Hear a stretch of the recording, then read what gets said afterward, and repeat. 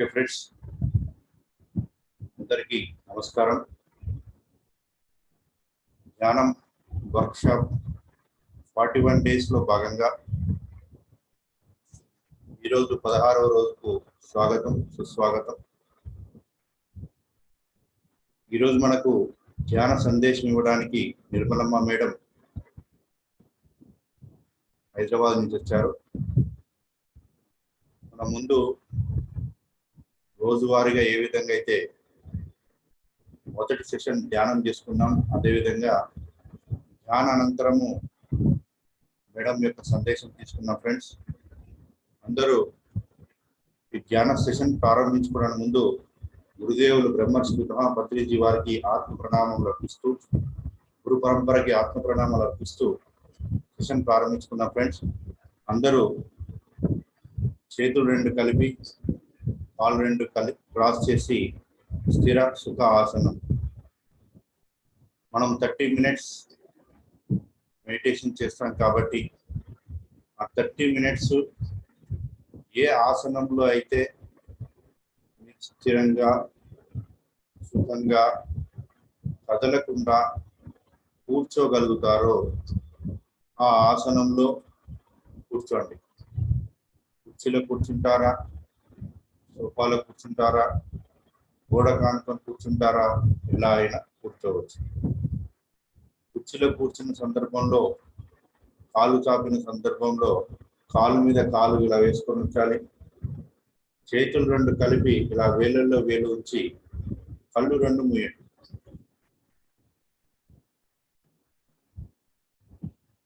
గాలి పట్టడాలు, మంత్రజపం చేయడం లేదా ఏదైనా దైవ స్వరూపాన్ని ఊహించుకోవడం, గురు స్వరూపాన్ని ఊహించుకోవడం ఇలాంటివి ఏవి చేయకూడదు.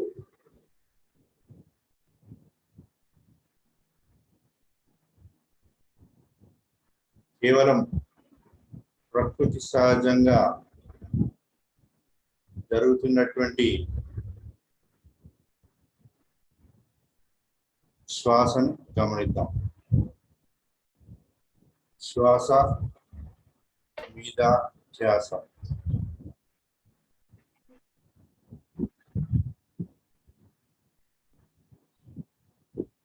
శ్వాస మీద ధ్యాస. అలా గమనిస్తున్న సందర్భంలో ఏదైనా ఆలోచన వచ్చినట్లయితే ఆ ఆలోచన వెంట పరిగెట్టకుండా ఆలోచనను కట్ చేసి మళ్ళీ శ్వాస మీదకి మరల్చాలి.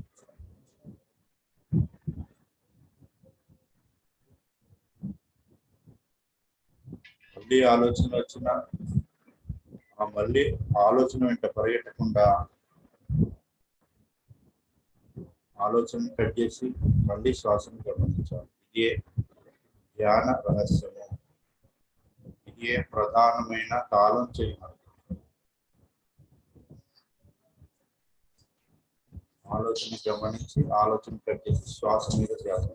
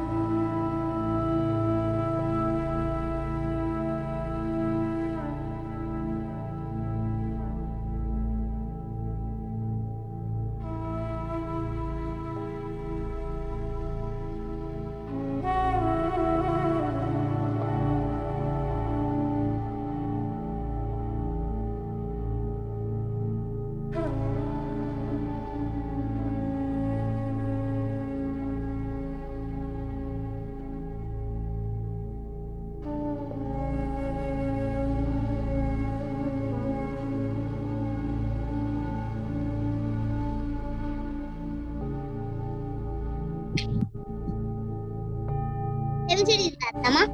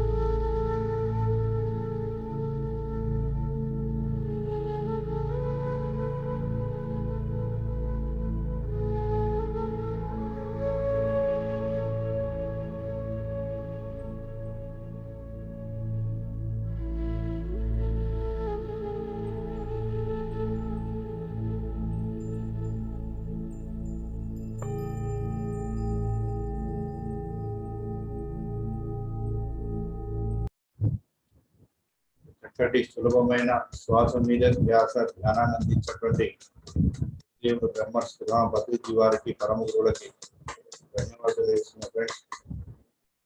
ధ్యానం వర్క్ షాప్ 41 days లో భాగంగా ఈరోజు 16వ రోజు.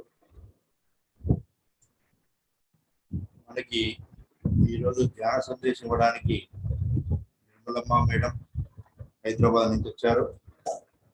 మేడం గారిని ఆహ్వానిస్తున్నాను. Madam, welcome to 41 days meditation, 16th day today. We are welcoming you. Hand over to you, madam. మీరు కొనసాగించండి. Thank you sir.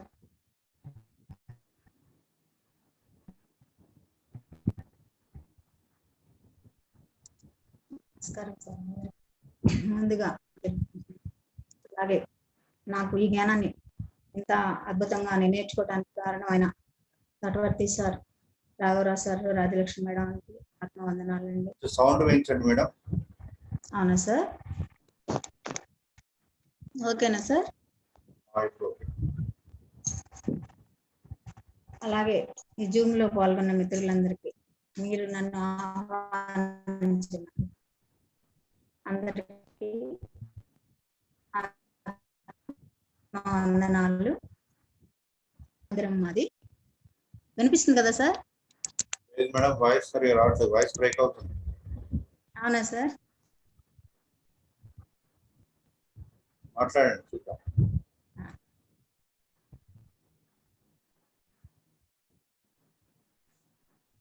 అవునా? Okay okay. పని చేయండి మేడం, సార్ వీడియో ఆఫ్ చేయండి. వీడియో ఆఫ్ చేయండి, నెట్వర్క్ లో ఉన్నట్టుంది. వీడియో ఆఫ్ చేయండి, ఇప్పుడు మాట్లాడండి.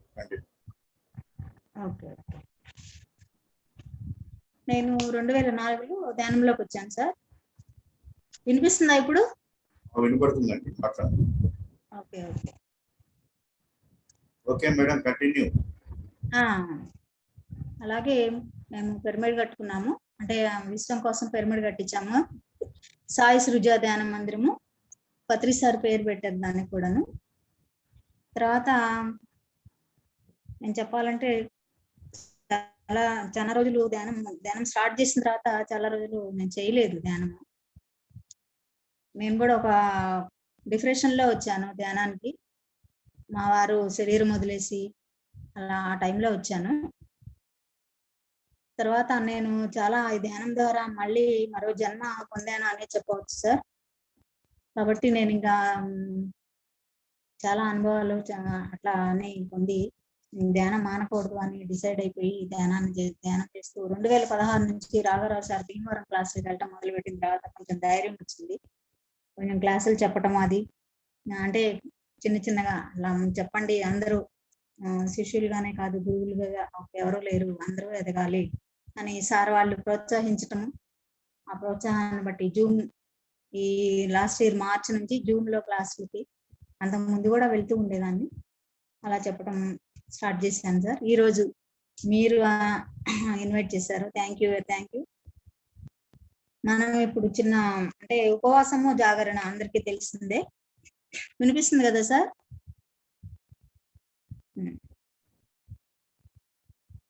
ఓకే. ఉపవాసము జాగరణ అంటే శివరాత్రిలో మనము ఈ రెండు ముఖ్యమైనవి అని చెప్పుకుంటాము. ఉపవాసము జాగరణ, ఒకటి ఉపవాసము, రెండు జాగరణ. అంటే ఉపవాసము అంటే మానసిక పరమైన లంకనము అని అంటాము. ఉపవాసం అంటే ధ్యానంలో మనసును శూన్యపరచుకోవడం. అంటే ఉపవాసము అంటే మానసిక పరమైన లంకనము అన్నారు కదా, కడుపుకి ఏమి పెట్టకుండా ఉండటం కాదు అని చెప్తున్నారు. ఇది పత్రిసారు కాన్సెప్ట్ అండి, ఇది తులసి వనంలో నుంచి చెప్తున్నాను. రెండవది జాగరణ అంటే దివ్యచక్షు యొక్క జాగరణ. అంటే ఇక్కడ మనము మామూలుగా ప్రపంచంగా ఏం చేస్తారంటే ఉపవాసము అంటే మనం ఉపవాసం చేయాలి, శివరాత్రి కానీ ఏకాదశి కానీ ద్వాదశికి కానీ ఇలా ఉపవాసాలు ఉంటూ పచ్చి మంచినీళ్ళు కూడా ముట్టుకోకుండా ఉపవాసాలు అది ఉంటూ నైట్ అంతా నిద్రలో పోకుండా జాగరణలు చేస్తూ ఉంటారు. అంటే జాగరణ అంటే ఆత్మ యొక్క జాగరణ అని చెప్తున్నారు పత్రిస్తారు ఇక్కడ. జాగరణ అంటే రాత్రంతా మేల్కొని శివుడు సినిమాలు చూస్తూ ఆ సినిమాలు చూస్తూ లేదంటే బుర్రకథలు హరికథలు అవన్నీ వింటూ అలా ఉండటం కాదు. ప్రొద్దుటి నుంచి ఉపవాసం ఉంటేనే మనం రాత్రి జాగరణ చేయగలుగుతాం. అంటే పొద్దుటి నుంచి ఎలాంటి ఉపవాసం ఉండాలి అంటే మనసును శూన్యపరచుకోవాలి. ఉపవాసం అంటే మనసును శూన్యపరచుకోవడము అంటే మనం ధ్యానంలో ఉండటమే అని అర్థం అన్నమాట. ఇక్కడ మనం ధ్యానం చేస్తూ ఉండాలి. అంటే ఆలోచనలు ఏమి ఆలోచనలు లేకుండా ఉన్నప్పుడే మనసుని శూన్యం చేసుకోగలుగుతాం కదా. అలాగే అది ఉపవాసం అన్నారు సారు. అంటే ప్రొద్దుటి నుంచి ఉపవాసం ఉంటేనే రాత్రిని జాగరణ అయ్యేది అన్నారు. ప్రొద్దుటి నుంచి ధ్యానాభ్యాసంలో అంటే శ్వాసానుసంధానంలో ఉంటేనే రాత్రికి దివ్యచక్షు యొక్క ఉద్దీపనం అవుతుంది అని చెప్తున్నారు సార్ ఇక్కడ. అంటే ఉపవాసం లేకుండా జాగరణ అనేది అసంభవం అంట. అంటే ఉపవాసం మనం ఎప్పుడైతే మనసును శూన్యం చేసుకోగలుగుతామో అప్పుడే మనము జాగరణ అనేది చేయగలుగుతాము. జాగరణ అంటే మామూలుగా మనం పౌర్ణమికి అమావాస్యకి ఇట్లా ఏదైనా ఒక 41 days ఇలా ఉండాలి అని మనం నియమం పెట్టుకొని ధ్యానం చేయాలి అనుకున్నప్పుడు ఏం చేస్తాం, మనము ఉపవాసం అని లిక్విడ్ తీసుకుంటున్నాం, ఫ్రూట్స్ తీసుకుంటున్నాం, ఇలా ఉండి మనము ధ్యానం చేస్తాం అన్నమాట. అప్పుడు ఉపవాసము అది ఉపవాసము కింద వస్తుంది అన్నమాట. జాగరణకు కూడా కావాల్సిన ముందు ఉపవాసమేనంట. జాగరణ అంటే నైట్ అంతా ధ్యానంలో కూర్చోవాలంటే పగలంతా ఉపవాసం అంటే లిక్విడ్ తీసుకున్నాం, ఫ్రూట్స్ తీసుకున్నాం, ఇలా ఉన్నప్పుడే మనము జాగరణలో కూడా మనం ఉండగలుగుతాము అని పత్రిసారి ఇక్కడ చెప్తున్నారు. ఇది మామూలుగా మామూలు అసలైన సంగతి. ఇది కడుపులో ఏం పెట్టకపోవడం వల్ల మనోనాశనం కాదు. అంటే రాత్రి శివుడి యొక్క సినిమాలు చూడటం వల్ల ఆత్మద్వీపన కాజాలదు. అంటే రాత్రి అంతా మనం శివుడి సినిమాలు చూసినా, హరికథలు బుర్రకథలు విన్నా, కొంచెం కాలక్షేపం కోసం జాగరణ అంటే అది జాగరణ కింద కాదు అని చెప్తున్నారు అనమాట. చూడండి, మన రాజలక్ష్మి మేడం అమ్మ చెప్పారు, ఈ మధ్య క్లాసుల్లో విన్నాను, మేము వింటూ ఉంటాము. ఒక దయానంద సరస్వతి స్వామి అని అందరు వినే ఉంటారు. ఆ స్వామి చాలా పెద్ద గొప్ప భక్తుడు అనమాట, శివభక్తుడు. ఆయన ఏం చేస్తారంటే శివరాత్రి వచ్చినప్పుడు పగలంతా ఉపవాసం ఉంటారు. బాగా అభిషేకాలు అవి ఇవి అన్ని చేసుకొని ఆ దేవుడి సన్నిధిలోనే గడుపుకుంటూ ఉపవాసం ఉండి నైట్ అంతా జాగరణ చేయాలి. అప్పుడు ఏం చేస్తారు, ఆ శివుడి దగ్గరికి వెళ్ళి ఆ శివలింగంలో గుళ్ళో కూర్చుని ఆ శివలింగం దగ్గర ఎదురుగా కూర్చొని కళ్ళు రెండు అలానే తెచ్చుకొని రెప్ప వేయకుండా ఆ శివుడిని చూస్తూ ఉంటేనే పుణ్యము. హలో అని ఆయన అలా కూర్చునేవారంట. ఆ శివరాత్రికి ఒక శివరాత్రికి అలా కూర్చున్నారంట. కూర్చున్నప్పుడు ఒక ఎలుక వచ్చిందంట. ఆయన అలా రెప్ప వాల్చకుండా చూస్తూ కూర్చున్నప్పుడు ఒక ఎలుక వచ్చిందంట. ఆ ఎలుక ఏం చేస్తుంది, ఆ శివలింగం మీద ఎక్కి అవన్నీ చింద్రవందర చేసి అవన్నీ పడేస్తుందంట. ఏంటవి అక్కడ అలంకారం చేసిన వస్తువులు కానీ, అభిషేకం చేసినవి కానీ, పండ్లు అవన్నీ ఉన్నాయి కదా అక్కడ, దీపాలు అవన్నీ చింద్రవందర చేస్తుందంట. ఎక్కుతుందంట, పైకి కిందకి దిగుతూ ఉందంట. ఈయన చూస్తూ ఉన్నాడంట, ఎవరు, దయానంద సరస్వతి. అప్పుడు ఏంటి శివుడు రాడేంటి, ఏం చెప్పడేంటి, శివుడు రాడేంటి, ఇంకా వస్తాడు శివుడు వస్తాడు, ఎలికి చెప్తాడు అని చూస్తా ఉన్నారంట. ఎంతసేపు చూసినా శివుడు రాలేదు. ఆ శివలింగం మీద ఉన్నాయన్ని చింద్రవందర చేసి వాళ్ళక చండాలం చేసి వెళ్ళిపోయింది. అప్పుడు ఆయనకి డౌట్ వచ్చింది, అసలు శివలింగంలో శివుడు ఉన్నాడా లేదా అని.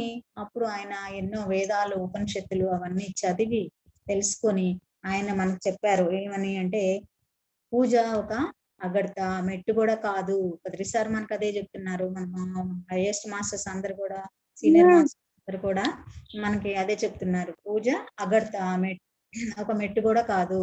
అది ఉండాలి. ఆ భక్తిభావం అనేది ఉంటేనే మనం ఈ మార్గంలోకి రాగలుగుతాము.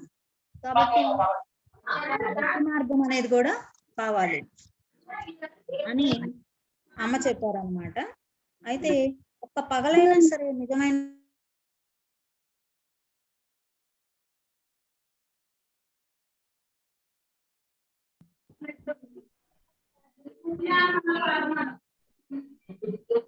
మేడం అన్మ్యూట్ చేసుకోండి.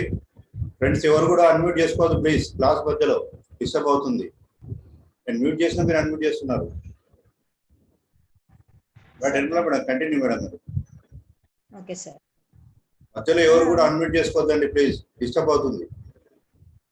ఒక రాత్రి అంతా అయినా సరే నిజమైన జాగరణంలో ఉండగలిగితేనే మనము ఆ ఒక్క రోజు చాలు మనకి మహాశివరాత్రి అంటే జన్మకు ఒక శివరాత్రి అంటారు కదా, ఆ ఒక్క రోజు మహాశివరాత్రి అవుతుంది. అంటే ఆ ఒక్క రాత్రి ఒక పగలంతా నిజమైన ఉపవాసంలో ఉండి మర్నాడు నైట్ అంతా ఒక రోజు మనం జాగరణ ఎప్పుడైతే చేయగలుగుతామో మన జీవితం అంతా జన్మ అంతా కూడా మనం ఆ ధ్యాన అభ్యాసంలో ఉండగలుగుతాము. రోజు మనకి శివరాత్రి మహాశివరాత్రి అని చెప్తున్నారు ఇక్కడ పత్రిస్తారు. అయితే ఆ తర్వాత యేసు ప్రభు కూడా 41 రోజు ధ్యానంలో ఉన్నారు. ఏం చెప్పారు, నేను 40 రోజులు ఉపవాసంలో ఉన్నాను, ధ్యానంలో ఉన్నాను అని యేసు ప్రభు కూడా అలా చెప్తున్నారు అనమాట. అది శారీరక ఉపవాసం కాదు, మానసిక ఉపవాసం అని చెప్తున్నారు యేసు ప్రభు అన్నమాట. ఇక్కడ ఇంగ్లీష్ లో ఇచ్చారు సార్, నేను తెలుగులో చెప్తున్నాను. అయితే నా తండ్రి నేను ఒక్కరేమే అని ఆయనకి 40 రోజులు ధ్యానం చేసిన తర్వాత మీరు నేను కూడా దేవుని పుత్రులమే అనే ఒక అవగాహన వచ్చి ఆయన అంత బాగా చెప్పారనమాట. మీరు నేను కూడా అంతా ఒక్కటే, నా తండ్రి నేను ఒక్కటే అనేది ఆయన చెప్పారనమాట. మీరు దేవుని రాజ్యాన్ని పొందటానికి ప్రయత్నించండి. ఆ దేవుని రాజ్యంలో అంటే ఆ దేవుని రాజ్యంలో ఆ దేవుని యొక్క ఆ ధర్మం అంటే ఆ యొక్క దివ్య ధర్మం పైలోకాల నుంచి మనకు సూచించబడిన ధర్మము. అంటే ఆ విధంగా చేస్తే మీకు కావాల్సిందంతా కూడాను మీ దగ్గరకు చేరుతుంది. అంటే ఆయన 40 రోజులు మరి మామూలుగా మన వాళ్ళంతా అయ్యప్ప స్వామి మాలలు, గోవింద స్వామి మాలలు అని అలా 40 రోజులు దీక్ష ఎలా తీసుకుంటారో ఆ ప్రభు అలా 41 రోజు అలా ఉపవాసంలో ఉన్నారు, ధ్యానం చేశారు అని చెప్తున్నారు అన్నమాట. ఆ దేవుని సామ్రాజ్యాన్ని సంపాదించడం కోసం ప్రయత్నించాలంటే ఫస్ట్ జీవితంలో చేయవలసింది ఆ దేవుని రాజ్యంలోకి వెళ్ళడానికి మనం ఆ అర్హతను సంపాదించుకోవాలి అని చెప్తున్నారు అనమాట. మనం ఎలా ఉంటే మనం ఆ రాజ్యంలోకి వెళ్ళగలుగుతాం. అది మనకి పత్రిసారు ప్రతి ఒక్క క్లాస్ లోనూ మాస్టర్స్ కూడా చెప్తూ ఉంటారు. మనము అలా ఉండాలి అని ఆ ప్రభు చెప్తున్నారు అన్నమాట. అయితే మనకి మనం పుట్టిన దగ్గర నుంచి మనకి ఊహ వచ్చిన దగ్గర నుంచి మన తల్లిదండ్రులు ఏం చేస్తారంటే సామాజిక ధర్మాన్ని మనకి చెప్తూ ఉంటారు. మన వరకు తల్లిదండ్రులు అది అందించింది అది ఒక విధమైన ధర్మం అంట, అసలైన ధర్మము అది కాదంట. ఆ దివ్య లోకాల నుండి మనకు ప్రవహించే ధర్మం ఏంటంటే శ్రీకృష్ణుడు అట్లా గౌతమ బుద్ధుడు జీసస్ వీరి నోటి వెంట నుంచి వచ్చిన ధర్మం మనము ఆచరించాలి, అనుష్ఠించాలి. అప్పుడే మనకు కావలసినవన్నీ కూడా పుష్కలంగా లభిస్తాయి అని చెప్తున్నారు అనమాట. అంటే దీన్ని భగవద్గీతలో ఏం చెప్పారంటే ఎత్ర యోగీశ్వర మన కృష్ణ భగవానుడు చెప్పాడండి 18వ అధ్యాయంలో 78వ శ్లోకము. ఎత్ర యోగీశ్వర కృష్ణ ఎత్ర పాదో ధనుర్ధర తత్ర శ్రీ విజయో భూతి ద్రోహ నీతిర్మా తీర్మమ. అంటే ఏం చెప్తున్నారంటే ఇక్కడ ఎక్కడైతే ఆ యోగీశ్వరుడైన శ్రీకృష్ణ భగవానుడును ధనుర్ధారి అయిన అర్జునుడు అక్కడ మనకు కావాల్సినవి దొరుకుతాయి అన్నారు. అంటే ఏం దొరుకుతాయి? విజయము, భృతి, ద్రోహ, నీతి, స్త్రీ అంటే విజయం, అవన్నీ మనకి దొరుకుతాయి. వాటిని ధర్మార్థ కామ మోక్షాలు అంటారు అని పత్రిసారు చెప్పారు. అయితే మనము ఇక్కడ అర్థం చేసుకోవాలి ఏంటంటే అర్జునుడి శ్రీకృష్ణుడి యొక్క ధర్మం అంటండి. అర్జునుడే శ్రీకృష్ణుని యొక్క ధర్మము. మనం బహిర్ముఖం అయితేనే గాని బహిర్ముఖమైన మనము అంతర్ముఖం అయితే గాని ఆ దేవుని రాజ్యంలోకి ప్రవేశించగలము. అంటే మనం ఇప్పుడు ఏం చేస్తున్నాం, మనములో ప్రపంచం వైపు తిరిగి ఉన్నాం, బహిర్ముఖంగా ఉన్నాం. కానీ మన అంతర్ముఖములు అయితేనే ఆ రాజ్యంలోకి ప్రవేశించగలుగుతాము. మనలోనే ఉంది ఆ దేవుని రాజ్యము. అంటే ఎక్కడో లేదు, కాశీలో, మక్కాలో, మసీదులో, రామేశ్వరంలో ఇట్లా ఎక్కడా లేదు, హిమాలయాల్లో. కాబట్టి మన లోపలికి మనం ఎప్పుడైతే వెళ్ళగలుగుతామో మనలోనే ఉంది. మన ఆత్మ దర్శనం చేసుకుంటే మనకి ఆ దేవుని రాజ్యంలోకి వెళ్ళినట్టే, ప్రవేశించినట్లే, మనలోనే ఉంది అని చెప్తున్నారు అన్నమాట. అయితే ప్రపంచం అంతా కూడా లోపలికి చూడటం లేదు. అయితే వాళ్ళు ఏం చేస్తున్నారంటే మనుషులంతా బయట తిరుగుతున్నారు, అందుకే దుఃఖంలో ఉన్నారు, దేవుని రాజ్యంలోకి ప్రవేశించలేకపోతున్నారు. అంటే ఆ ప్రయత్నం కూడా వారు చేయటం లేదు అని ఇక్కడ పత్రిక గారు చెప్తున్నారు. తర్వాత ఓ కుంతి పుత్రుడా అంటే ఓ అర్జున, నువ్వు నేను ఎన్నో జన్మలు ఎత్తాం అంటే అవన్నీ నాకు తెలుసు కానీ నీకు తెలియదు అని చెప్తున్నారు అనమాట. అయితే కుంతిపుత్రుడా, నువ్వు బ్రహ్మలోకానికి వెళ్ళినా మళ్ళీ తిరిగి రావాల్సిందే. అయితే నేనున్న స్థితికి నీ స్థితి కూడా చేరుకుంటే ఇంక నువ్వు మళ్ళీ తిరిగి రావు అని చెప్తున్నారు అనమాట. ఇప్పుడు ఆయన కృష్ణుడు ఏం చెప్తున్నాడు, నేనున్న లోకానికి నువ్వు చేరుకున్నావంటే నువ్వు మళ్ళా తిరిగి రావాల్సిన అవసరం లేదు. నాకు నీ జన్మలు నా జన్మలు కూడా తెలుసు కానీ నీకు తెలియదు అని చెప్తున్నాడు అనమాట. అప్పుడు శ్రీకృష్ణ భగవానుడు భగవద్గీతలో చెప్పిందంతా సార్ చెప్తున్నారు, అదంతా నిజమైన జాగరణే. అంటే మనం చేస్తే అలాంటి జాగరణ, అలాంటి ఉపవాసము చేయాలి అని మనకి పత్రిసారు చెప్తున్నారు అనమాట. ఉపవాసము అంటే ఇప్పుడు మనం తెలుసుకున్నాం కదండి, ఉపవాసము అంటే ఎలా ఉండాలి అని మనసును శూన్యపరచుకోవడము అని అంటే ఒక పాయింట్ ఒకసారి రెండోసారి చెప్దామని చెప్తున్నాను. ఉపవాసం అంటే మనం మనసుని శూన్యపరచుకోవాలి, అది అసలైన ఉపవాసము అని చెప్తున్నారు సారు.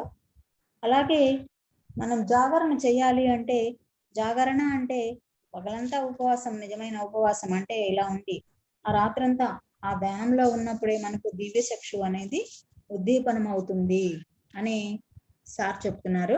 మనం మామూలుగా ఇప్పుడు రాఘవరా సార్ అని అమ్మ కానీ చెప్పే క్లాసులు మరి మీరు ఎంతమంది అటెండ్ అవుతున్నారో తెలియదు, వాళ్ళు కూడా రోజు ఈ ఆత్మ గురించి చెప్తూ ఉన్నారనమాట. మనకి ఆత్మను పొందాలి అంటే ఏం చేయాలి, ఆత్మతో ఉండాలి అంటే నిత్యము మనము ఎలా ఉండాలి అని సార్ వాళ్ళు చాలా ఇదిగా గట్టిగా చెప్తున్నారు. ఇప్పుడైతే మరి ఆత్మశక్తిని మనము ఏ విధంగా పెంచుకోవాలి, ఏ విధంగా ఉంటే మనము ఆత్మశక్తిని పెంచుకోగలుగుతాము. ఎరుకలో ఉండి ధ్యానం చేయాలి. ఎరుకలో ఉండాలి అంటే ఉపవాసం అనేది కంపల్సరీ. ఉపవాసం చేసినప్పుడే మనము నైట్ జాగరణ అనేది ఎరుకతో చేయగలుగుతాము అని సార్ వాళ్ళు చెప్తూ ఉన్నారు. సార్ గాని అమ్మ గాని చెప్తూ ఉన్నారు. సార్ టైం ఉందా, అయిపోయింది? చెప్పండి మేడం, 5 minutes చెప్పండి. 5 minutes ఓకే అని చెప్తున్నారు. అయితే అలాగే మనం ఎవరి జీవితంలోకి కూడా మనము తొంగి చూడొచ్చు చెప్తున్నారు. ఏడు పడింది మళ్ళా, వినిపిస్తుందా సార్? వినపడుతుంది, కంటిన్యూ. ఓకే ఓకే, అది ఏదో పడుతూ ఉంది, దానివల్ల డిస్టర్బ్ అవుతుంది. పర్లేదు, మీరు దాన్ని గమనించకండి, మీ ఫ్లోలో మీరు వెళ్ళిపోండి. Okay okay. అయితే మనం ప్రక్కవారి జీవితంలోకి మనం తొంగి చూడద్దు, మన జీవితాన్ని మనము అన్యనం చేసుకొని మనం ఎలా ఉండాలి, ఎలా ఉంటే మనము ఆత్మ దర్శనం అనేది మనకి కలుగుతుంది. ఈరోజు అమ్మ చెప్పారు అదే పాయింట్, ఎలా ఉంటే మనము ఆత్మ దర్శనం చేసుకోగలుగుతాము. ఒక పాండురంగ మహత్యం సినిమాలో చూస్తే తుకారం ఏం చేస్తాడు అంటే, ఆయన ఎక్కడ కూర్చుంటే అక్కడ తన్మయత్వంతో, అంటే ఒక దేవుడి రూమ్ లోనే కాదు, ఒక విగ్రహంలోనే కాదు దేవుడు ఉన్నాడు అని, అంటే ఆయన తన్మయం అయిపోయి ఆయన ఆ పసిపిల్లవాడు వల్లే మారిపోయి ఆ దేవుని రాజ్యంలోకి వెళ్ళి ఎల్ల కలిగినాడు. కాబట్టి ఆయన ఏం చేస్తాడు, ఎక్కడ కూర్చుంటే అక్కడ ఆ పాండురంగన్ని స్మరించుకుంటూ ఇక్కడే ఉన్నాడు, దీనిలోనే ఉన్నాడు అన్న ఇదిలో ఉంటాడు. ఒకరోజు ఒక కుక్క వస్తుందండి, ఒక చిన్న ఉపమానం అండి. ఒక కుక్క వస్తుందంట, వాళ్ళ భార్య అన్నము వంట అంతా చేసి పిల్లలకి ఎంత వడ్డిద్దాం అనేసి, మీరు ఇప్పుడే వస్తానండి చూస్తూ ఉండండి అని బయటకు పోయినా. అప్పుడు ఆ కుక్క ఏం చేస్తుందంటే ఆ అన్నం గిన్నె తీసుకొని బయటకు వెళ్ళిపోతుంది. ఆ బయటికి తీసుకెళ్ళినప్పుడు ఈయన వెనకాల నెయ్యి గిన్నె తీసుకొని పరుగులు పెడుతూ ఉన్నాడు. ముందు పాండురంగా నేను వస్తున్నాను, అన్నంలోకి నెయ్యి వడ్డిస్తాను నేను అని. అంటే ఎంత తన్మయంతో ఎలా ఉన్నాడు ఆ పాండురంగం మీద, ఆ దృష్టిని అటు ఇటు ఇచ్చేయకుండా ఎంత మనోనిశ్చలంతో ఆ జాగరణ అనేది ఆయన ఎంత బాగా పాటించారు అనే దానికి నిదర్శనం అని అమ్మ పొద్దున చెప్పారు. అంటే ఆయన అంత ఇదిగా ఉన్నారు కాబట్టి ఆ కుక్కలో కూడా పాండురంగాన్ని చూసి, నువ్వు ఉండు పాండురంగా నేను నెయ్యి వడ్డిస్తాను అని వెనకాల పరిగెత్తుకుంటూ వచ్చి అంటే అది వెళ్తుంది కుక్క, ఆ అన్నం తీసుకెళ్తుంది అనేది కూడా ఆయన గమనించకుండా అంత లీనం అయిపోయి అలా ఉన్నాడు. అంటే మరి మనం కూడా అలా ఒక తుకారం లాగా, అంటే ఒక బుద్ధుడిలాగా, ఒక జీసస్ క్రైస్ట్ లాగా, ఒక మహావీరుడి లాగా ఇలా మనం కూడా ఎదగాలి అంటే, మన ఆత్మ ఉన్నతిని మనము పెంపొందించుకోవాలి అంటే ఉపవాసము జాగరణ కంపల్సరీ మనము చేయవలసిందే. రోజుకో శివరాత్రి కాదు, రోజుకో శివరాత్రి జన్మకు ఒక శివరాత్రి అన్నారు సార్. అలా మనము నిత్యము శివరాత్రి అంటే పగలంతా హాయిగా శ్వాస మీద ధ్యాస మనం పెట్టుకొని మనసుని శూన్యం పరుచుకొని ఇంకా అంటే మనకి ఏదైనా ఒక లిక్విడ్ కానీ ఫ్రూట్స్ కానీ ఏదైనా తీసుకోవచ్చు. తర్వాత నైట్ అంతా ఎంత బాగా చెప్తున్నారు కదా, నిద్ర పట్టకపోతే పక్క మీద అటు ఇటు పర్లకుండా లేచి కూర్చొని చక్కగా ధ్యానం చేయండి అని సార్ ఎంత బాగా అనించారు. జన్మకు ఒక శివరాత్రి అంటారు, కానీ మనము ఇలా చేసినప్పుడు ప్రతిరోజు మనకి శివరాత్రి, ప్రతిరోజు మనకి ఉపవాసము జాగరణి, మనం కూడా అలా ఉండాలి అని పత్రి సార్ ఎప్పుడు మనకి ఎన్నో రకాలుగా అందిస్తూ ఉన్నారు. ఓకే సార్, థ్యాంక్ యూ నాకు ఈ అవకాశం ఇచ్చినందుకు. Madam thank you sir. ఇంకో టాపిక్ అని చెప్తే కంటిన్యూ చేయొచ్చు సార్. టాపిక్ చెప్తారా? ఇంకో టాపిక్ అని చెప్తారా? సార్ ఇది అయిపోయింది ఉపవాసం జాగరణ అనేది. అంటే నేను ఇది కొంచెం ప్రిపేర్ అవ్వలేదు, చెప్పంటే చెప్తాను. కర్మలు ఎంపికలు అని ఒకటి చెప్పమంటారా సార్? చెప్పండి. అంటే కర్మ ఫలితాలు అంటే ఎంపికలు కర్మలు, కర్మ ఫలితాలు అన్నారు. కర్మలు ఇది ఈక్వల్ కర్మ ఫలితాలు. అంటే కర్మలు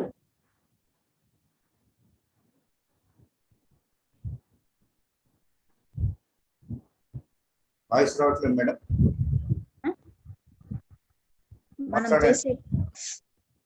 మనం చేసే ప్రతి కర్మ కూడా ఏదైనా సరే మంచి కానీ చెడు కానీ ఆ కర్మలు రూపాంతరం చెందుతాయి. కర్మలంతా ఎంపికలు అంటే కర్మలు సహజ పరిణామాలు అని చెప్తున్నారు.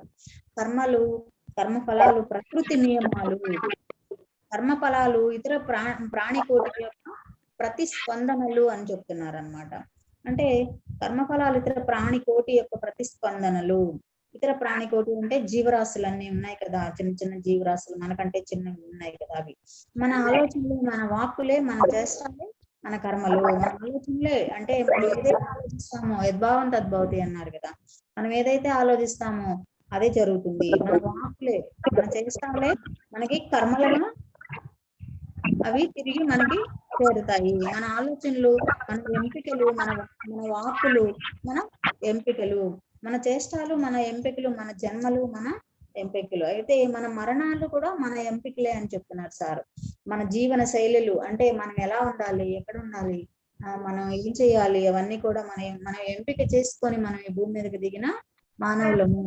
కాబట్టి మనం మన జీవన శైలి ఎలా ఉండాలనేది కూడా ఇక్కడికి వచ్చిన తర్వాత బాధపడుతూ ఉంటాం. అయ్యో నాకు ఇలా అయింది, ఇలా జరిగింది, ఇలా ఉన్నాము, మనం ఇలా ఎందుకు అయింది, నేను ఎన్నో మంచి కర్మలు చేశాను కదా, మంచి పనులు చేశాను, పుణ్యం చేశాను, పూజలు చేస్తాను అని ఇలా ఎన్నో అనుకుంటూ ఉంటామంట. కానీ అవన్నీ కూడా మన ఎంపికలు అని చెప్తున్నారు. మన నిర్ణయాలు, మన తత్పర్యాలు అని అన్ని మన ఎంపికలే. అయితే అధర్మ కర్మలు హానికర ఫలితాలని ప్రసాదిస్తాయి. అంటే అధర్మంగా ఏదైనా మనము వాళ్ళని ధర్మంగా ఉండకుండా అసత్యంగా అధర్మంగా మనం ఏదైనా ఎవరికైనా చేసినామంటే అది హానికరమైన ఫలితాలని ప్రసాదిస్తాయి. ధర్మ కర్మలు అంటే లాభకర ఫలితాలను ప్రసాదిస్తాయి. ధర్మంగా మనం ఎప్పుడైతే ఉన్నామో మనకు అన్ని మంచి జరుగుతాయి. మనం ప్రకృతికి ఏదైతే ఇస్తూ ఉంటామో మనకి ప్రకృతి అదే ఇస్తుంది అని మన పత్రి సార్ పదే పదే చెప్తున్నారు. అలా ధర్మకర్మలు లాభకర్మలుగా మనకి ఫలితాలను ప్రసాదిస్తాయి. ధ్యాన కర్మలు జ్ఞాన ఫలితాలను ప్రసాదిస్తాయి. అంటే ధ్యానం చెప్పేవాళ్ళు, ఇలా క్లాసులు అరేంజ్ చేసేవాళ్ళు ధ్యాన కర్మలు జ్ఞాన ఫలితాలను వాళ్ళకి ప్రసాదిస్తాయి. జన్మకు పూర్వము ఎంపికలు ప్లస్ జన్మకు తర్వాత ఎంపికలు అని అన్నారు. జన్మకు పూర్వం కూడా మనకి ఎంపికలు ఉన్నాయంట. అంటే జన్మ తర్వాత కూడా ఎంపికలు ఉంటాయి. జన్మకు పూర్వం అంటే సుజ్ఞానంతో కూడిన సత్యంతో కూడిన ఎంపికలు ఉంటాయి. అంటే మనము ఈ పైలోకాల్లో ఉన్నప్పుడు కిందకెళ్ళి నేను ఈ పని చేయాలి, నేను పుణ్యం చేసుకోవాలి, నేను ఈ ఆధ్యాత్మికంగా ఎదగాలి, నేను ఇలా ఉండాలి అని పైన నిర్ణయించుకున్నాం మనం. కానీ అందువల్ల సుజ్ఞానంతో కూడిన సత్యంతో కూడిన ఎంపికలు అని చెప్పారనమాట. తర్వాత జన్మ ఎత్తిన తర్వాత అజ్ఞాన ప్రపంచంలోకి ప్రవేశించిన తర్వాత మనం ఇక్కడికి వచ్చిన తర్వాత ఏం చేస్తామంటే ఇంకా మనం మాయ కప్పేస్తుంది. బయటకు వచ్చిన తర్వాత నేను సంపాదించుకోవాలి, అలా సంపాదించాలి, డబ్బు ఇలా సంపాదించాలి, నా కుటుంబం, నా వాళ్ళు, నా ఇది అని అన్ని మనకి అవన్నీ వచ్చేస్తాయి అన్నమాట.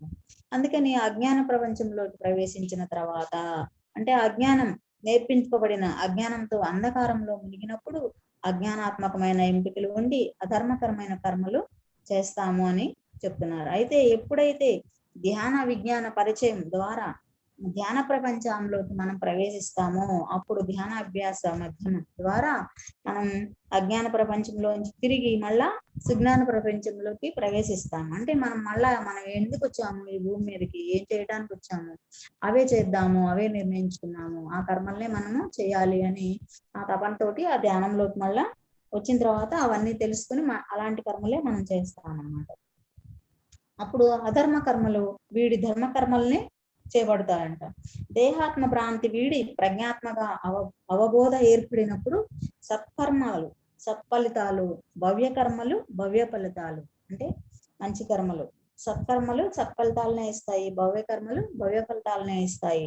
వెరసి సత్య జీవితం భవ్య జీవితంగా మన జీవితము రూపాంతరం చెందుతుంది. కాబట్టి అందరము చక్కగా ధ్యానం చేసి మంచి మంచి కార్యక్రమాలు చేసి లోక కళ్యాణకరమైన పనులు సేవలు ఎన్నో ఉన్నాయి. ఏం చెప్తున్నారు సార్? సాధన, సత్యం, సాంగత్యం, స్వాధ్యాయం, సేవ, ఈ 4 ప్రతి ఒక్క ధ్యానం చేయాలి. అప్పుడే ఆ ధ్యానంలోకి వచ్చినందుకు మనం జన్మ తీసుకొని మనం ఈ భూమి మీదకి వచ్చింది అది సార్థకం అవుతుంది అని పత్రి సార్ చెప్తూ ఉన్నారు. మనం కాబట్టి అందరము కూడా ధ్యానం చేసి ధన్యాలం అవుతూ మన ప్రక్కవారు కూడా, మన మొక్కలమే కాదు ఆనందంగా ఉండేది, మన ప్రక్కవారు కూడా ఆనందంగా ఉంటేనే మనం కూడా ఆనందంగా ఉండగలుగుతాము. వాళ్ళు మనం హ్యాపీగానే కాదు, వాళ్ళు కూడా హ్యాపీగా ఉండాలి కదా, వాళ్ళు ఆరోగ్యంగా ఉండాలి. కాబట్టి అందరూ ఆరోగ్యంగా ఉండాలి, వసుదైక కుటుంబంలా ఉండాలి అని సారు ఎంత తపనతో ఊరూరు దేశం దేశము తిరిగి చెప్తున్నారు.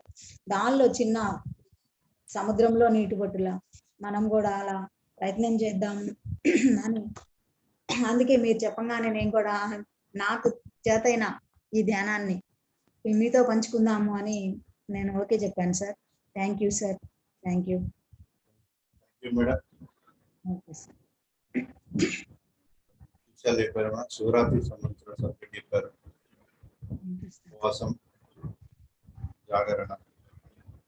ఉపవాసం అంటే మనం సహజంగా ఆహారం తినకుండా కడుపు మార్చడమే ఉపవాసం చేస్తూ ఉంటాం. కొంతవరకు కడుపు మార్చడమే కాదు, మనసును ఆలోచన రహిత స్థితికి తీసుకెళ్లడమే, మనసును శూన్యం చేయడమే ఉపవాసం అని తెలిపారు మేడం. అలాగే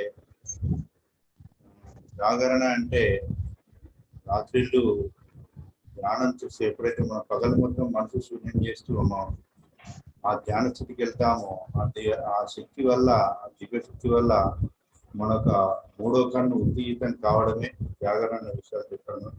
అలాగే దయానంద సరస్వతి స్వామి ఎగ్జాంపుల్ చెప్తూ పూజ అగర్త కానీ మెట్టు కాదని తెలియజేస్తాడు. పూజ అనేది ఎదుగుదలకు సహకరించేది కాదు, మనలో ఉన్నటువంటి ఆత్మలోకి అంతర్ప్రయాణం చేయాలి. అదే సరైన పూజ, అదే భక్తి, అదే ధ్యానం అని ప్రతీతిగా తెలియజేశాను విషయం నేను గుర్తు చేశాను మేడం. అలాగే కర్మల గురించి కూడా తెలియజేశాను. Thank you madam. Thank you. Thank you sir. ఎవరు ఒకటే మధ్య మధ్యలో అన్మ్యూట్ చేసుకోవడం కొంచెం డిస్టర్బ్ అయింది సార్. కొంచెం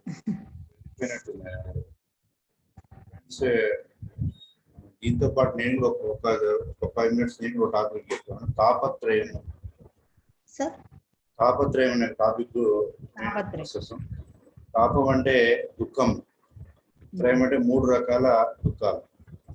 ఎప్పుడైతే మన ఆత్మలోకాల్లో కొన్ని కర్మలు తీసుకుని వచ్చి భూమి మీద జన్మ తీసుకుని వస్తామో, అక్కడ ఉన్నటువంటి జ్ఞానము ఈ భూమి మీదకి రాగానే మనకి ఏది గుర్తుండదు. గుర్తుండకపోవడం వల్ల ఈ థర్డ్ డైమెన్షన్ ఎత్తులో ఉన్న మనము రకరకాల కర్మలు చేస్తూ రకరకాల దుఃఖాలు అనుభవిస్తుంటాం. అందులో ప్రధానంగా 3 రకాల దుఃఖాలు ఉంటాయి. ఆధ్యాత్మిక దుఃఖము, ఆది భౌతిక దుఃఖము, ఆది దైవిక దుఃఖము. ఆధ్యాత్మిక దుఃఖము, ఆది భౌతిక, ఆది దైవిక.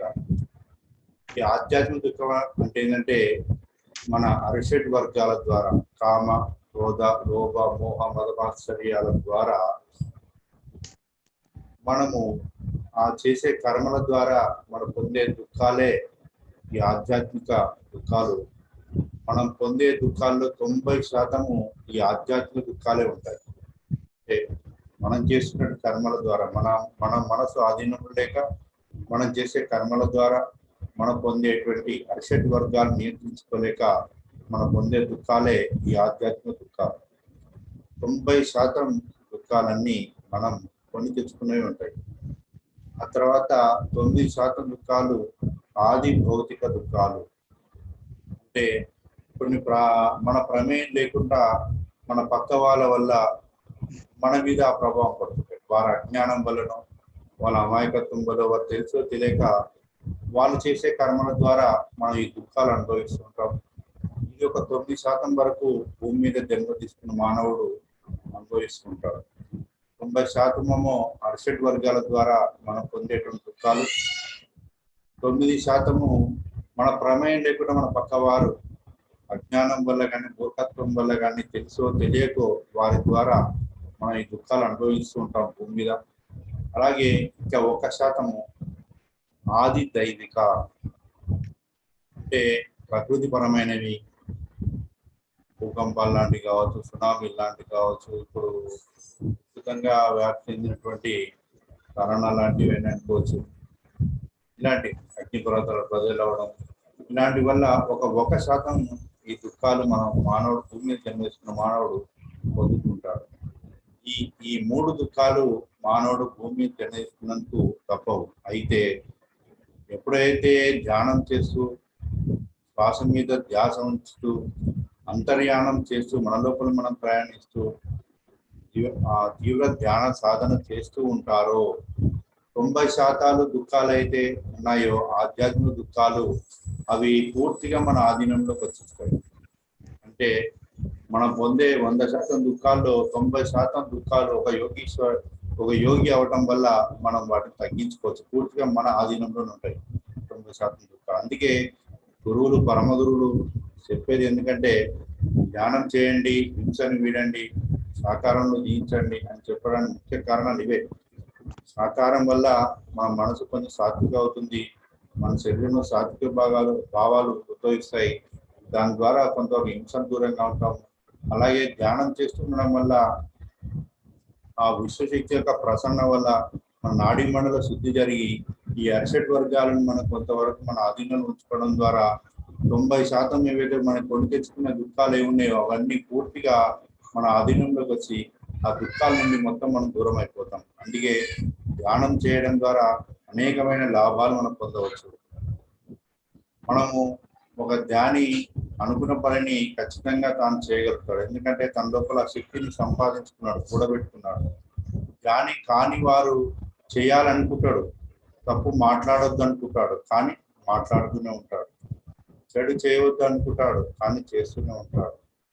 హింస చేయవద్దు అనుకుంటాడు, కానీ చేస్తూనే ఉంటాడు. ఎందుకంటే తన లోపల ఆ యొక్క ఆధ్యాత్మిక శక్తి లేదు, తన శక్తిని పెంచుకోలేదు, తన అరిషడ్ వర్గాలను తన అర్థం చేసుకుని వాటిని ఆధీనంలో తెచ్చుకోలేదు. దానివల్ల తను అనుకున్న పనిని తాను చేయలేడు. ఎప్పుడైతే మనం ధ్యానం చేస్తూ విశ్వశక్తిని అపారంగా తీసుకుంటూ ఉంటామో అప్పుడు మన మీద మనకు నియంత్రణ వస్తుంది.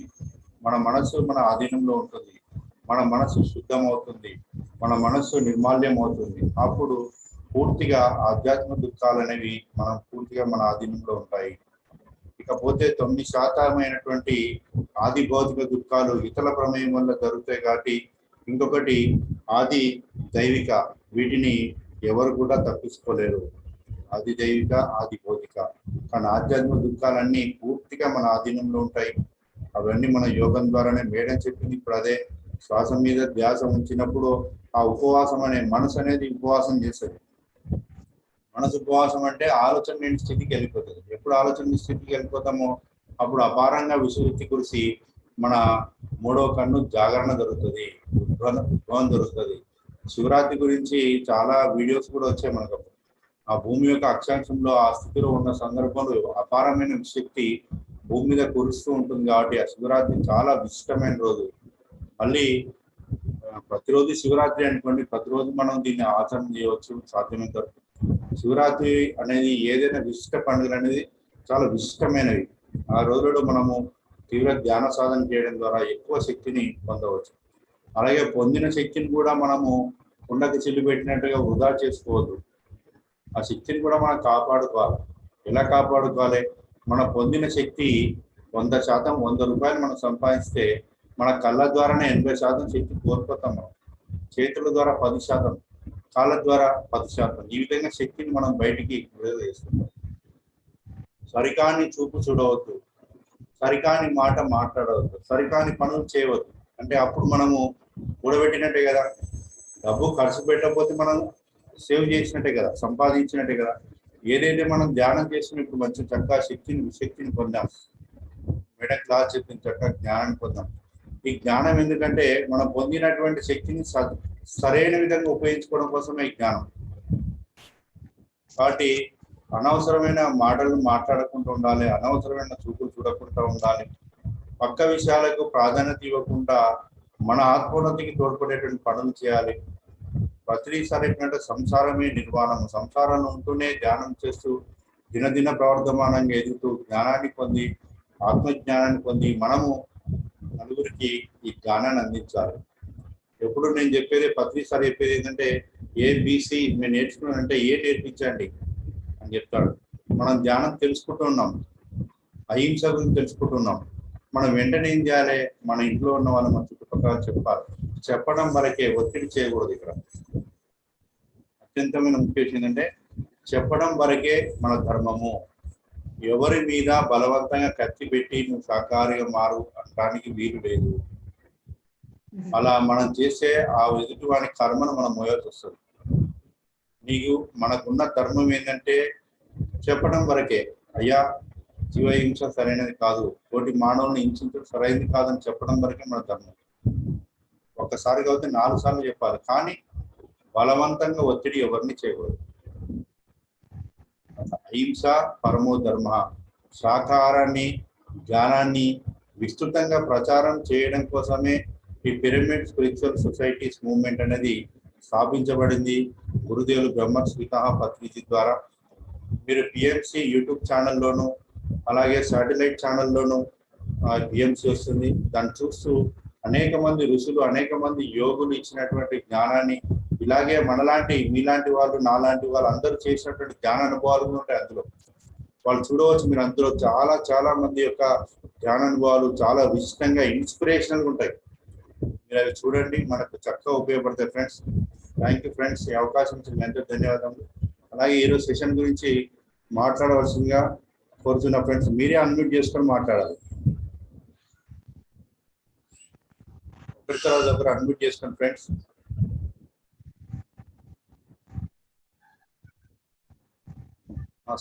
శ్రీనివాస్ సార్ అన్మ్యూట్ చేసుకొని మాట్లాడండి సార్.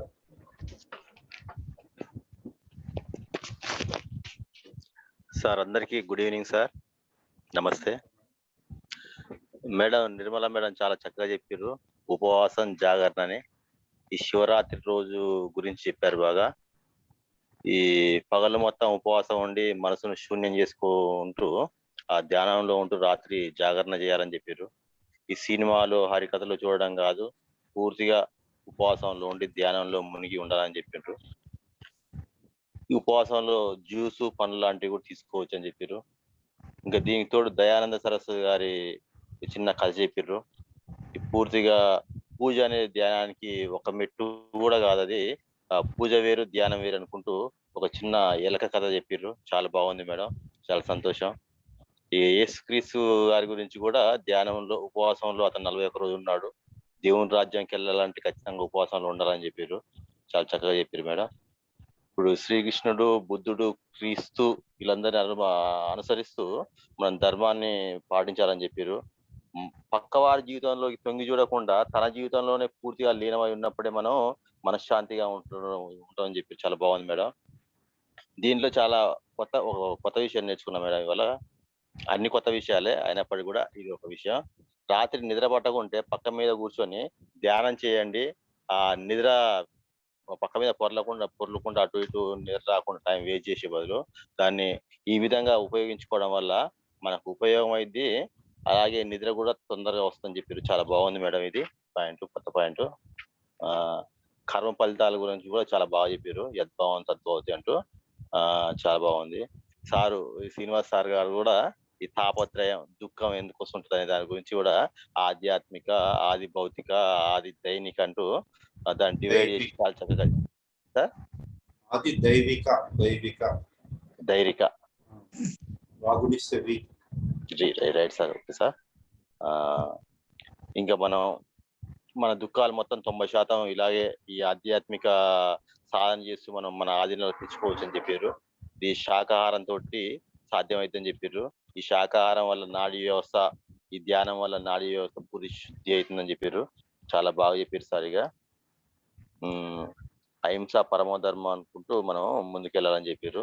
సెషన్ చాలా బాగుంది సార్, చాలా వండర్ఫుల్. చాలా నేర్చుకున్నాను సార్ ఈ సెషన్ వల్ల. Thank you sir. సార్ మీరు విషయాన్ని తొందరగా అర్థం చేసుకుంటున్నారు సార్. అదే సార్ ధ్యానం ద్వారా మొదటి ఫలితం ఏంటంటే అది అర్థం కాని విషయం కూడా శక్తిగా అర్థమవుతుంది. ఎప్పుడైతే మనలో జ్ఞాన శక్తి పెరుగుతూ ఉంటుందో విషయాలని నాలెడ్జ్ ఎక్స్పాన్షన్ పెరుగుతుంది. ఇప్పుడు దయానంద సరస్వతి విషయము మీరు అర్థమైందంటే మామూలు విషయం కాదు అది.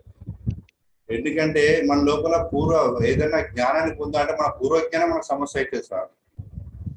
పూర్వజ్ఞానమే సమస్య. మన పూర్వజ్ఞానం ఎక్కడి నుంచి వచ్చింది? మన అమ్మ నాన్న నుంచి, మన సమాజం నుంచి, చుట్టుపక్కల వాళ్ళ నుంచి వచ్చింది. వాళ్ళకి ఏడు వచ్చింది?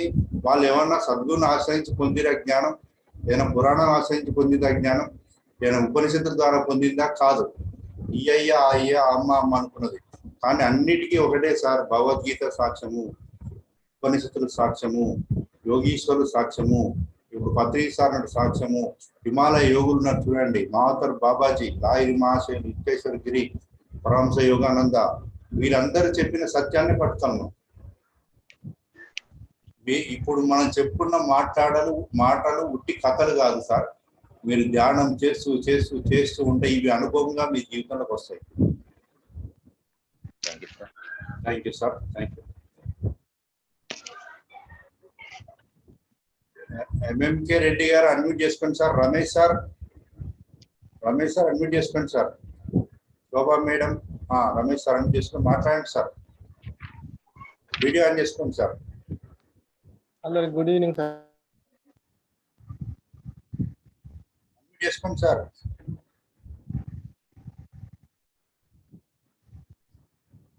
రమేష్ సార్ అన్మ్యూట్ చేసుకోండి. చేశాను సార్. ఓకే.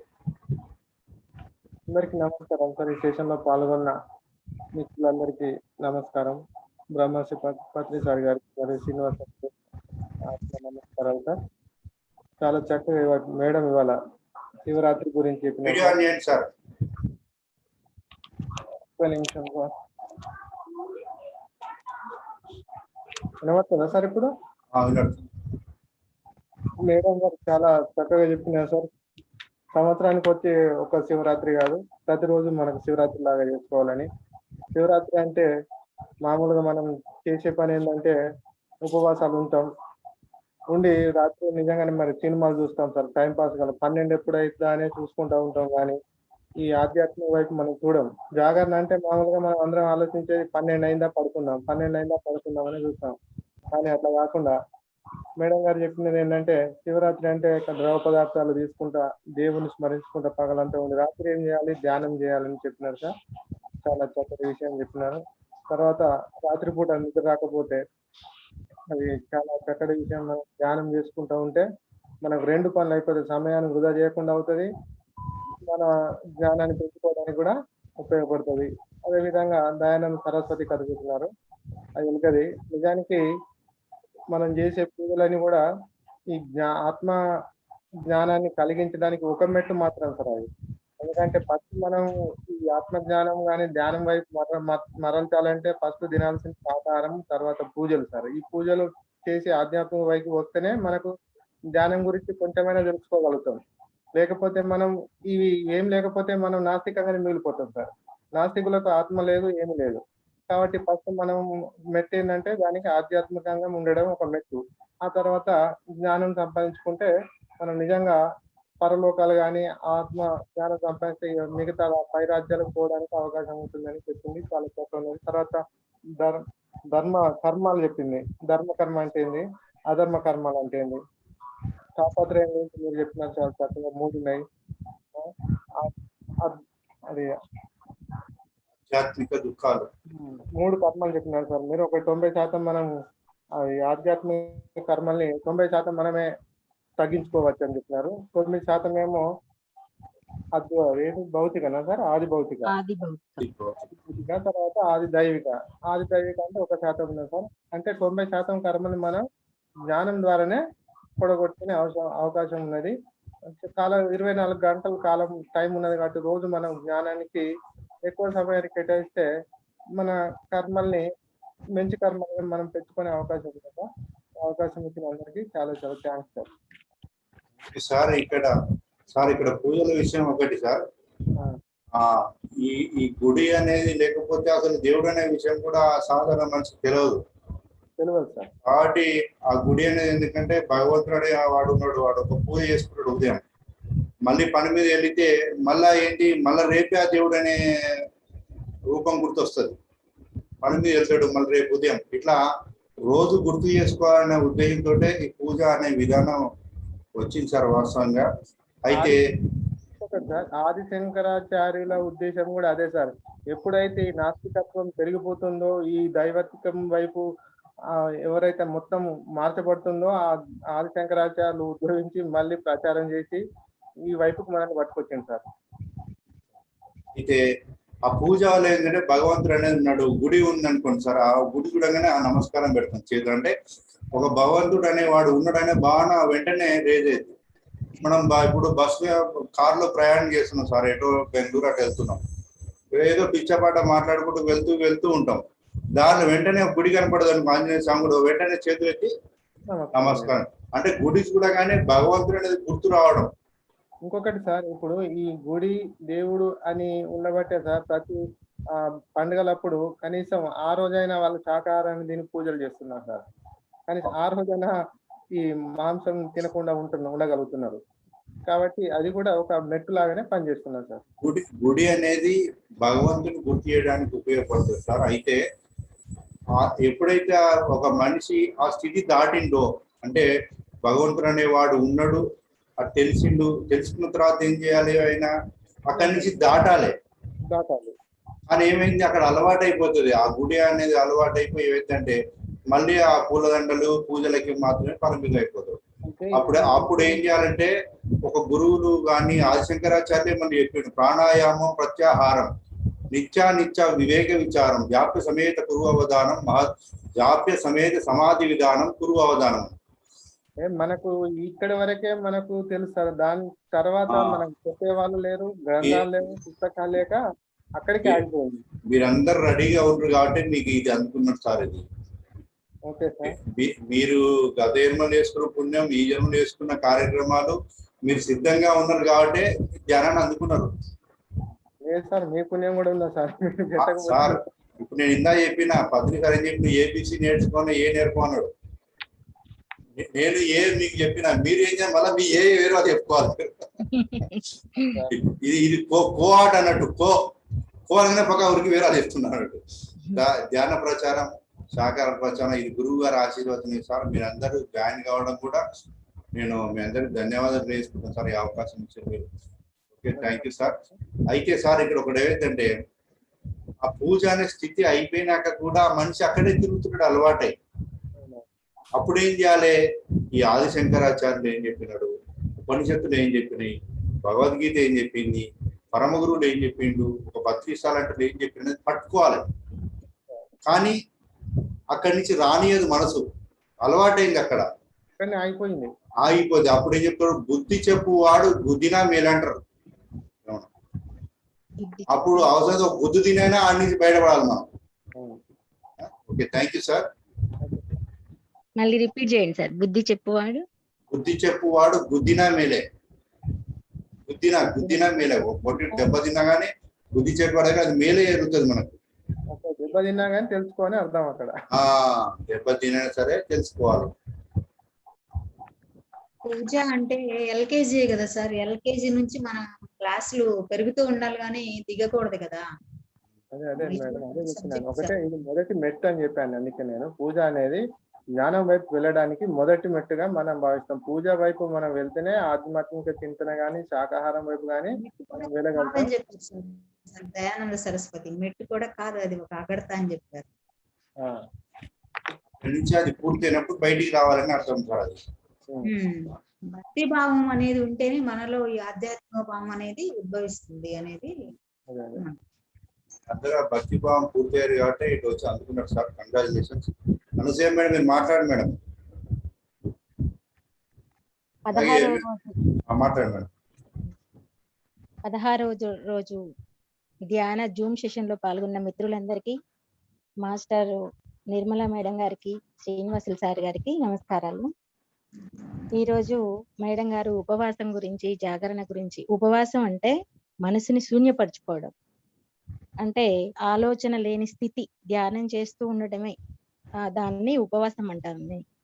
ప్రతిరోజు శివరాత్రి లాగానే ధ్యానం చేస్తూ ఉండాలని, నెక్స్ట్ దివ్య శక్తి యొక్క ఉద్దీపన జరగడమే జాగరణ అని. ఆ రోజు మొత్తం ఉపవాసం చేస్తూ, అంటే ధ్యానం చేస్తూ ఉండి నైట్ కూడా నిద్రపోకుండా అదే ధ్యానాన్ని కొనసాగించడం వల్ల దివ్య శక్తి ఉద్దీపన జరుగుతుందని, నెక్స్ట్ ఆ విధంగా చేయడం జాగరణ, ఉపవాసం అని చాలా బాగా వివరించారు. దయానంద సరస్వతి వారి యొక్క సంఘటన ద్వారా పూజ అనేది జ్ఞానాన్ని సంపాదించడంలో ఒక మెట్టు కూడా కాదు, ఒక అగడత, ఒక గోడ లాంటిది అని తెలుసుకోవడం జరిగింది. నెక్స్ట్ ఇంకా మనం బహిర్ముఖులంగా ఉన్నాం, మనం అంతర్ముఖంగా అయినప్పుడే మనం జ్ఞానం పొందుతాం. దాని ద్వారానే, అంటే అది ధ్యానం ద్వారానే సాధ్యం అవుతుంది అనేసి పాండురంగ మహత్యం ఆ సంఘటన ద్వారా, తుకారాం గారి సంఘటన ద్వారా భగవంతుడు ప్రతి జీవిలో ఉంటాడని, అంటే ప్రతి జీవిలో మనం భగవంతుని చూసుకోవచ్చు, పాండురంగుని చూసుకోవచ్చు అని చాలా చక్కగా వివరించారు మేడం. నెక్స్ట్ కర్మలు, హింస చేయొద్దు, అందుకే ప్రతి జీవిలో నేను ఉన్నాను అని భగవాన్ మేడం. అహింస గురించి అంటే శాకాహారం ప్రాముఖ్యత అక్కడ తెలిసేస్తుంది. నెక్స్ట్ కర్మలు, కర్మ ఫలితాలు అనేసి, అధర్మ కర్మలు హానికర ఫలితాలను ఇస్తాయని, ధర్మ కర్మలు మనకి మంచి చేస్తాయని చెప్పారు. తర్వాత తాపత్రయం గురించి మీరు చక్కగా, తాపము అంటే దుఃఖము, మనకి 3 రకాల దుఃఖాలు ఉంటాయని, ఆధ్యాత్మిక దుఃఖము, ఆది భౌతిక, ఆది దైవిక. ఆధ్యాత్మిక దుఃఖాలు మనం చేసుకునే కర్మల ద్వారా మాత్రమే మనం పొందుతాం, అవి 90% ఉంటాయని, వాటిని తీవ్రమైన ధ్యాన సాధన ద్వారా ఆధ్యాత్మిక దుఃఖాలని మనం తొలగించుకోవచ్చని, ఆ ధ్యాన సాధన ద్వారానే మనకి కలిగే 90% ఆధ్యాత్మిక దుఃఖాలని తొలగించుకోవచ్చని. నెక్స్ట్ ఆది దైవిక, ఆది భౌతిక దుఃఖాలు మన ప్రమేయం లేకుండా పక్క వారి వల్ల, అజ్ఞానం వల్లనో మూర్ఖత్వం వల్లనో ఈ దుఃఖాలు మనకు కలుగుతాయని, అవి 9% ఉంటాయని. నెక్స్ట్ ఆది దైవిక దుఃఖాలు, ఇది 1% ప్రకృతి పరమైన విపత్తులు అలాంటి వాటితో కలుగుతాయని. ఈ పై 2 ఆది భౌతిక, ఆది దైవిక మనం ఏం చేయలేం కాబట్టి 90% ఉన్న ఈ దుఃఖాలని మన చేతుల ద్వారా మనం తగ్గించుకోవచ్చు, మనం దూరం చేసుకోవచ్చు అని చాలా చక్కగా వివరించారు సార్. ఈ ఒక ధ్యాని మాత్రమే అనుకున్న పనులన్నీ సాధించగలుగుతాడని వివరించారు. చాలా కృతజ్ఞతలు. అలాగే ఆది భౌతికలో ఎదుటివారి అజ్ఞానం, ఎదుటివారి మూర్ఖత్వం వల్ల. మేడం అలాగే శోభా మేడం మీరు కూడా అడ్మిట్ చేసుకోండి మేడం. ఎంఎంకే రెడ్డి గారు మీరు కూడా అడ్మిట్ చేసుకోండి.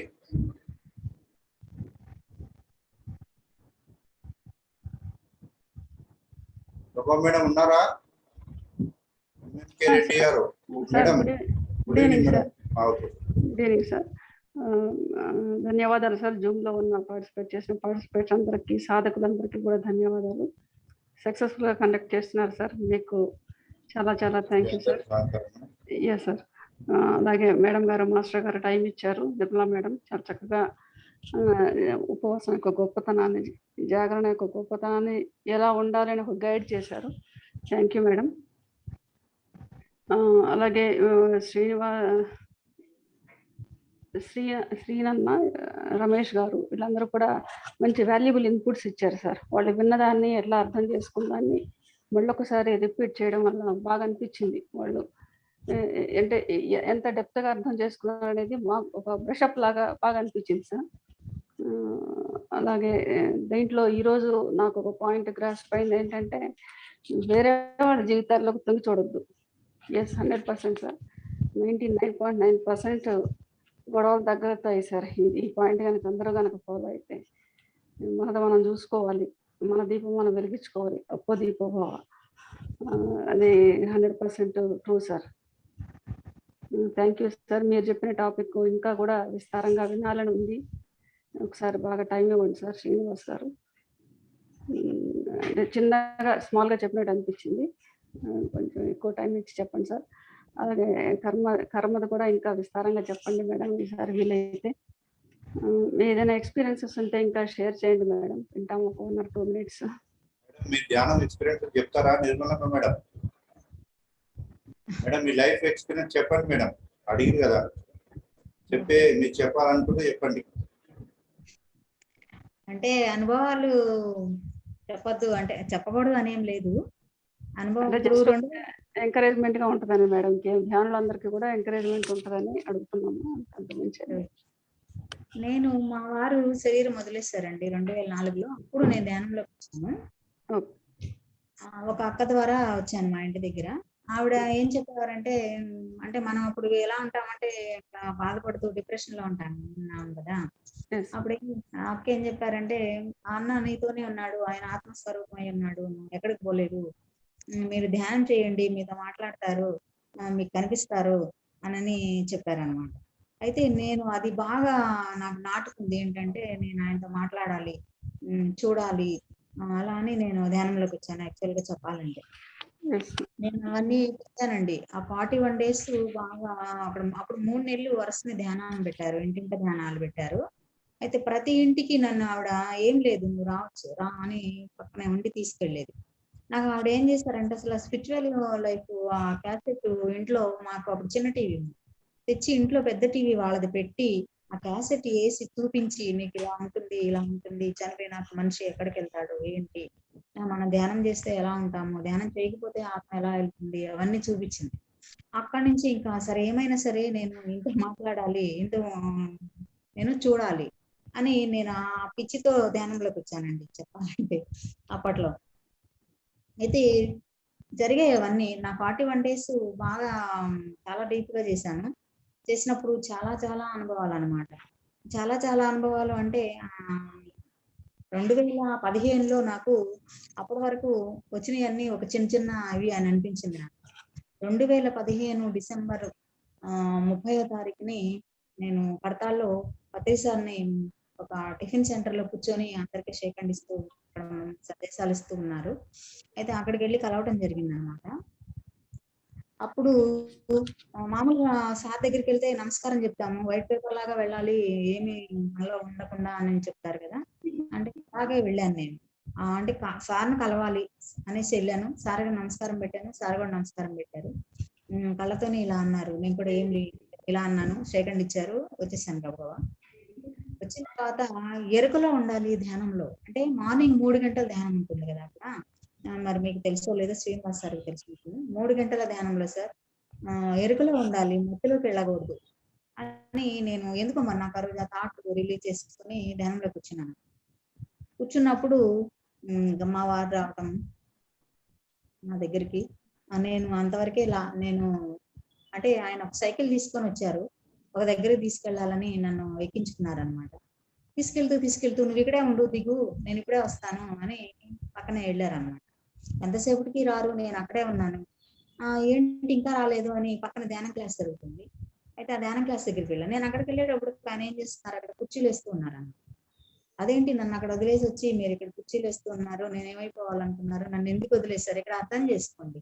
అక్కడ వదిలేశారు నన్ను, నేనేమైపోవాలి, నేను ఎందుకు ఇలా చేశారు నన్ను అని నేను అడుగుతున్నాను. అప్పుడు ఆయన నవ్వుతూ, నేను అంతవరకే నేను లాగగలిగాను అని చెప్పారు. నాకు నిజంగా మరి 11 సంవత్సరాల తర్వాత సార్ నాకు ఎంత బాగా ఎందుకు నువ్వు అలా విలిపిస్తున్నావు, ఇంకా నువ్వు అదే పెట్టుకొని ఏడుస్తూ ఉన్నావు, చూడు ఇలా ఉంటుంది, అంతవరకే లాగారంటే ఆయన వచ్చిన ప్రణాళిక అయిపోయింది అక్కడతో. ఆయన అంతవరకు తెచ్చుకున్నారు భూమి మీదకి. మేడం అయితే రాజలక్ష్మి మేడం అయితే ఏం చెప్తారంటే, మనం భూమి మీదకి శ్వాసలను తెచ్చుకుంటామంటండి. ఇన్ని శ్వాసలు అని ఆ శ్వాస అయిపోగానే మనం శ్వాస కదా ఆగిపోతుంది, శ్వాసతో బయటకు వస్తాము, బయటపడంగానే శ్వాస కదా తీసుకుంటాము.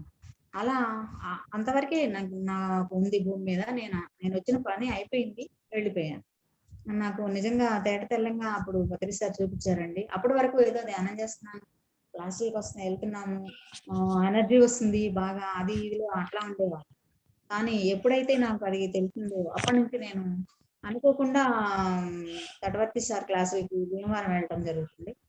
అక్కడ సార్ ఏం చెప్పారంటే, మీరు ధ్యానం ఎందుకు చేస్తున్నారు అని అడిగారు అందరిని, వరుసని వచ్చిన వాళ్ళందరినీ. అడిగినప్పుడు అందరు చెప్తారు కదా రోగాలు తగ్గాలి అది ఇది అట్లా అని. ఆ సార్ ఏం చెప్పారంటే, ఇక్కడ ఆత్మ జ్ఞానం మాత్రమే లభిస్తుంది. ఇదే అంటే సదానంద యోగి గారి దగ్గరికి బ్రహ్మర్షి పత్రిజీ సార్ వెళ్ళినప్పుడు కూడా ఆ సార్ ఇక్కడ బ్రహ్మజ్ఞానం తప్పితే ఏమి దొరుకుతాయా, మీకు ఏం కావాలి అని అడిగారండి. పత్రి సార్ నాకు అదే కావాలి అని వెళ్ళారు. అలా ఆ ఆత్మజ్ఞాన శిక్షణ శిబిరాల్లో ఆ భీమవరంలో ఆత్మజ్ఞానాన్ని మీరు తీసుకోవాలా, మిగిలిన చిన్న చిన్నవి అన్నమాట వస్తూ ఉంటే. ఇప్పుడు ఒక 2000 రూపాయల నోట్ అందుకోవాలనుకుంటున్నాను, అందుకోవాలంటే దానిలో రూపాయి నుంచి అన్ని ఉంటాయి కదా, అన్ని రకాలు ఉంటేనే రూపాయి, 10 రూపాయలు, 50 రూపాయలు, 100 రూపాయలు ఇవన్నీ ఉంటేనే కదా 2000 నోట్ ఉంటుంది. మనం ఈ చిన్న చిన్న వాటికి మనము అంటే వచ్చినాయి కదా, 100 రూపాయలు వచ్చినాయి, 1000 రూపాయలు వచ్చినాయి, చాలు 1500 వచ్చినాయి అని ఆగిపోయామంటే ఈ వీటితోనే అనుభవాలతోటి, ఈ సిద్ధులతోటి, వీటితోనే ఆగిపోతామండి. అలా కాదు, మన గోల్ ఎక్కడ ఉండాలంటే 2000 రూపాయల నోటు మీద ఉండాలి అని సార్ చెప్పిన తర్వాత ఆ అనుభవాలను పక్కకు తోసేసి, లేదంటే ఆ పిచ్చిలో ఉన్నాం కదా, అవన్నీ పక్కకు పెట్టేసి ఇంకా ఆత్మజ్ఞానం అంటే ఏంటి, ఆత్మజ్ఞానం ఎలా తీసుకోవాలి, మనం ఆత్మజ్ఞానం తీసుకొని మన ఆత్మని ఉద్ధరించుకోవాలి, మనం భూమి మీదకి ఎందుకు వచ్చాము, ఇవన్నీ తెలుసుకోవటం మొదలు పెట్టాము. గొప్ప అనుభవం నాకు అది, చిన్న చిన్న అనుభవాలు, అందుకని అవన్నీ మర్చిపోయాను తీసుకోవడానికి అనమాట. మేడం చెప్పిన విషయం సంబంధించి ఇంకా మీరు పూర్తిగా తెలుసుకోవాలంటే మేడం మరణానంతర జీవితం అనే బుక్ ఉంటుంది, మీరు తెప్పించుకోవచ్చు. ఫ్రెండ్స్ వీళ్ళ వీళ్ళు కొత్తగా మరణానంతర జీవితం అనే బుక్ ఉంటుంది, అందులో మీరు ఇంకా పూర్తి డీటెయిల్స్ తెలుసుకోవచ్చు. అలాగే ట్యూస్డే లోక్సాంగ్ గ్రాంప గారు రాసినటువంటి 3 లైవ్స్ అనే బుక్ ఉంటుంది, 3 లైవ్స్. ఆ బుక్ లో కూడా వీటికి సంబంధించిన పూర్తి వివరాలు ఉంటాయి. అలాగే శ్రీనేష్ సార్ హ్యాండ్ చేశారు, మాట్లాడండి సార్. సార్ ఇవాళ జాగరణ అనే టాపిక్ గురించి మాట్లాడుతున్నాం కదా. జాగరణ ఉపవాసం మామూలుగా ఇండ్లలో కొంతమంది జెంట్స్ ఉంటారు, లేడీస్ ఉంటారు. ఈ వారానికి ఒక రోజు అని, వారానికి 2 రోజులు అని ఉంటారు కదా. ఇప్పుడు అది ఎంత వరకు మనకు ఉపయోగపడుతుంది, దాని లాభాలు ఎట్లా ఉంటాయి? అంటే ఇది రిలేటెడ్ టాపిక్ కాబట్టి ఉపవాసం గురించి, శివరాత్రి ఉపవాసం గురించి ఇప్పటిదాకా మాట్లాడినాం కాబట్టి, మామూలుగా జనరల్ కూడా కొంతమంది సోమవారం అని, కొంతమంది శుక్రవారం అని, శనివారం అని, వెంకటేశ్వర స్వామి అని ఇట్లా ఉంటారు కదా. దీని గురించి కూడా మనకి ఇంకొద్దిగా జ్ఞానం, ఇంకొద్దిగా విషయం తెలుసుకోవాలని హ్యాండ్ రైజ్ చేయడం జరిగింది మేడం. కొద్దిగా ఏమైనా చెప్పగలుగుతారా దాని గురించి? ఉపవాసం అంటే చెప్తున్నారు కదా సార్, ఉపవాసం ఒక రోజు, మౌనం ఒక రోజు ఉంటే ఉపవాసం పరమ లంకణం, మనకి పరమ ఔషధంగా కూడా పనిచేస్తున్నాడు ఉపవాసం ఉంటే. అలాగే ఉండగలిగిన వాళ్ళు ఉంటే, అంటే ఇప్పుడు ఈ బీపీలు, షుగర్లు ఇవన్నీ అన్నాక కొంచెం ఉండలేకపోతున్నారు కదా. లేదంటే మామూలుగా అప్పట్లో మనం పూజలు చేసినప్పుడు సోమవారాలని, శుక్రవారాలని, గురువారాలని ఇలా ఉంటూనే ఉండేవాళ్ళు కదా. కానీ ఇప్పుడు అలా ఉంటే మంచిది ఆరోగ్యానికి అని అది అంతవరకు తెలుసు సార్ నాకు. ఇంకా మౌనము, ఉపవాసము, మౌనము రెండు అంటే ఉంటే ఇంకా బాగుంటుంది, శక్తి బాగా తీసుకుంటాము అని చెప్తున్నాను. అంతవరకు తెలుసు. తక్కువ ఉపవాసం అంటే తక్కువ ఆహారం తీసుకోవడం వల్ల ధ్యాన శక్తిని ఎక్కువ తీసుకోగలుగుతాం సార్. లిక్విడ్ ఎక్కువ తీసుకుని ప్లస్ ఉపవాసం అనేది శరీరానికి మేలు చేసే ప్రక్రియనే. వారానికి ఒక రోజు వీలు కానప్పుడు 15 రోజులకు ఒక రోజు అట్లా నెలకు 2 సార్లు చేయడం మంచి. ఉపవాసం అనేది శరీరానికి తక్కువ ఆహారం తీసుకోవడం చాలా మంచిది.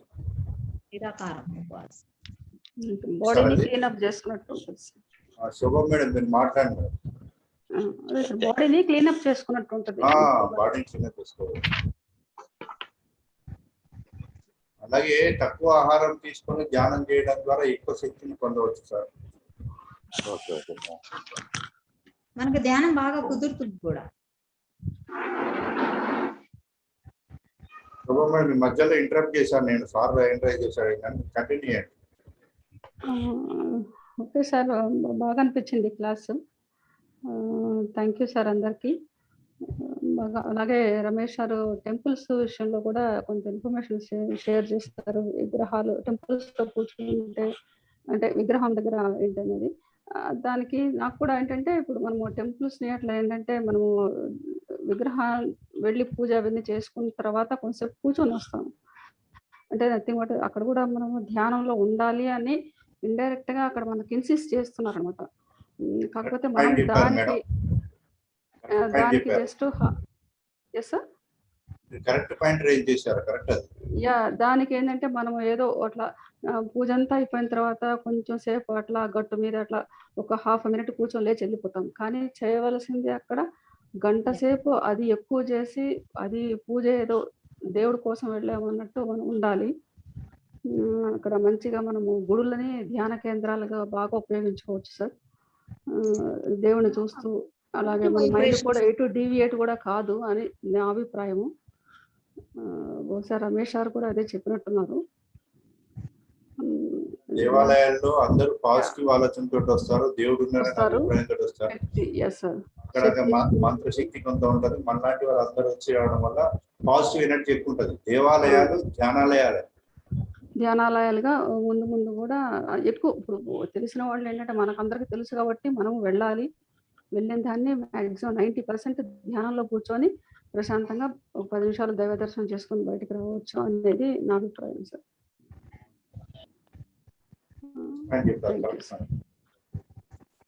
దేవాలయము అనే దాని మీద చాలా పెద్ద సబ్జెక్ట్ ఉంది సార్. రాగరా సార్.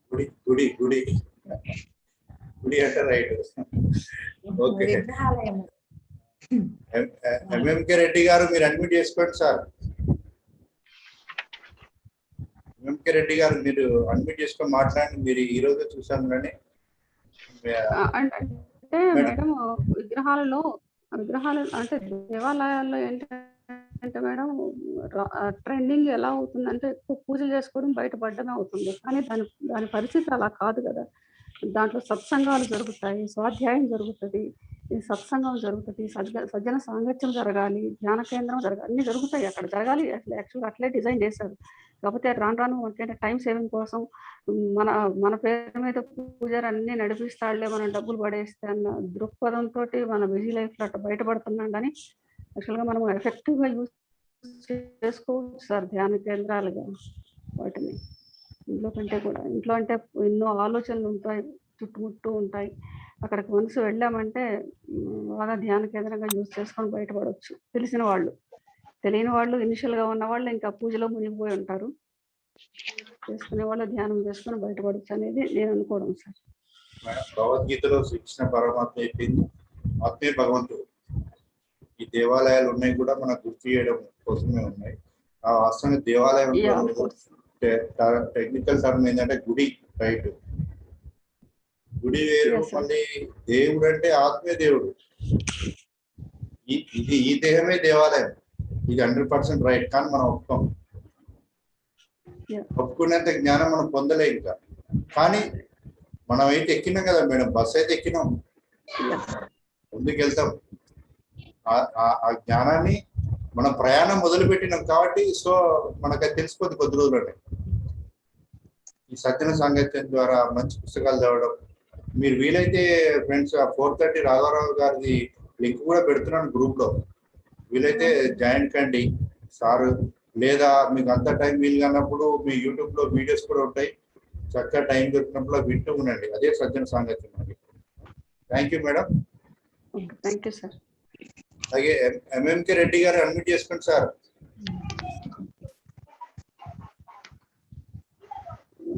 ఎంఎంకే రెడ్డి గారు. ఓకే సార్, మేడం ప్రాబ్లం ఉందో. ఓకే మేడం, అడగగానే సమయం ఇచ్చి చక్కటి సందేశం ఇచ్చినందుకు ధన్యవాదాలు మేడం. Thank you madam. మళ్ళీ ఎప్పుడైనా వీలైతే మళ్ళీ ఒక అవకాశం ఇస్తాము. చూడండి, అలాగే ఈ ధ్యాన సెషన్లో పాల్గొన్నటువంటి ధ్యాన మిత్రులందరికీ ధన్యవాదాలు తెలియజేసుకుంటూ ఈ ధ్యానాన్ని మనకు జ్ఞానాన్ని అందించినటువంటి గురుదేవులు బ్రహ్మర్షి పితామహ పత్రిజీ వారికి ఒక్కసారి ఆత్మ ప్రణామాలు తెలియజేసుకుంటూ ధన్యవాదాలు తెలియజేసుకుంటూ సెషన్ క్లోజ్ చేసుకుందాం ఫ్రెండ్స్. Thank you. దేవాలయం గురించి తెలుసుకుందాం సార్ ఈసారి అవకాశం ఇస్తే నాకు. ఓకే.